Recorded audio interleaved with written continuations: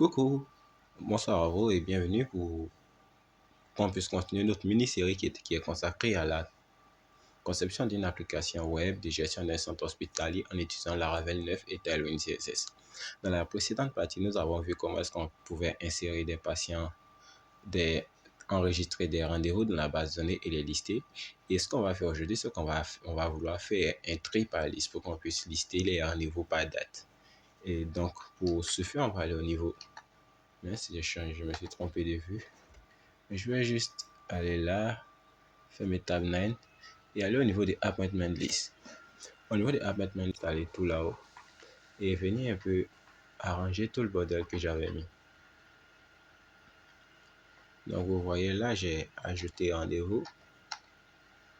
J'ai ajouté rendez-vous et tout en bas, j'ai la barre de recherche, on va dire. Donc ce que je veux, c'est que juste avant d'afficher la barre de recherche, je vais juste mettre ici une div qui sera une icône qui sera un i, un bouton i qui sera de type fa, et ça sera ici le calendrier. Et ça sera fa, ça sera 2x, on va dire qu'on le veut 2 fois plus grand, fa 2x. Et si je retourne là que j'actualise, juste au niveau de mon formulaire, j'ai bien ce petit onglet de date là qui apparaît. Et donc ce que je vais faire ensuite, c'est que je vais juste retirer celui-là et le remplacer par une input de type date,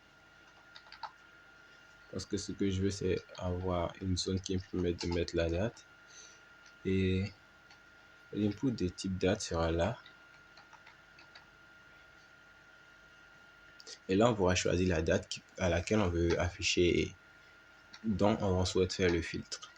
Et pour rendre ce système encore meilleur, on va juste le grouper avec de nouveaux rendez-vous pour le rendre un peu plus sympa. Donc là, on a notre ajouter rendez-vous, on a notre date de rendez-vous. Et ce qu'on peut faire au niveau de la date, au niveau de la div tout entier, on va juste mettre une classe. On va lui dire qu'on veut un padding interne de 2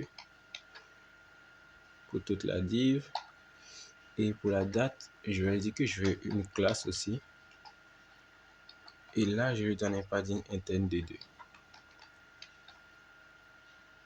2. Ok.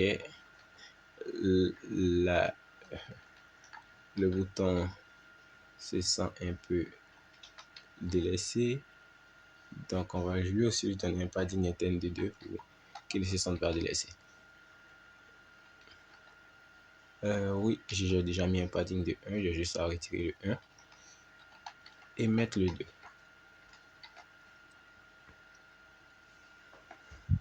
Donc, ce qu'on veut faire, c'est que on veut que lorsqu'on clique sur cette date-là, on puisse choisir une date et la date qu'on va choisir au niveau du calendrier, ça soit la date qui correspond à tous les rendez-vous. En gros, on veut filtrer les différents rendez-vous par date. Donc, pour ce faire, on va juste venir au niveau de l'input où on a mis l'input de type date, et on va lui faire ainsi un wire. On va lui lier à une variable wire model, et ça sera, on va juste mettre ici selected date. Donc ici ça sera filter date pour que vous puissiez bien comprendre que c'est cette date là qui va permettre de filtrer. Donc je vais maintenant au niveau de mon appointment list et je vais créer cette variable là. Donc je vais faire un public $filter date. Et ici, je vais juste lui dire que on fait la même chose qu'on a déjà fait, c'est juste des copies qu'on refait. On lui dit ici que si filter date est égal à vide, alors tu nous listes tous les rendez-vous. Dans le cas contraire,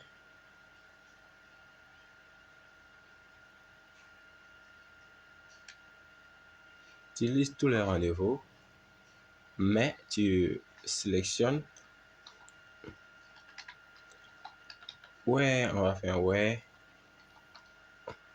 où la date est égale à $vis filter date. Donc, si je reprends ce que j'ai dit, on lui dit, tu vérifies la variable filter date et si elle est vide, tu affiches tous les rendez-vous. Dans le cas contraire, si elle n'est pas vide, alors tu affiches tous les rendez-vous qui sont programmés à la date qui a été choisie dans le filtre.